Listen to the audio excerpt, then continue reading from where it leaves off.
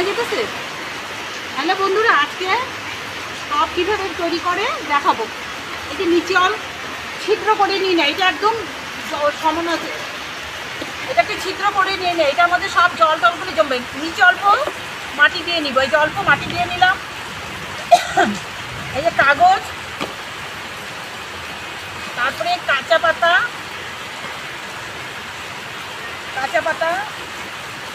এই যে শুকনো পাতা,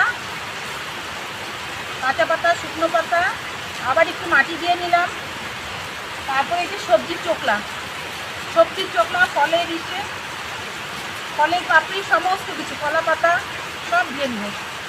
এই যে সবজির চোকলা, সব রকম সবজির চোকলা এগুলি দিব, দিয়ে ঠেসে নেবো, ঠেসে সবজির চোকলা সব ঠেসে দেবো একবারে, ঠেসে দিয়ে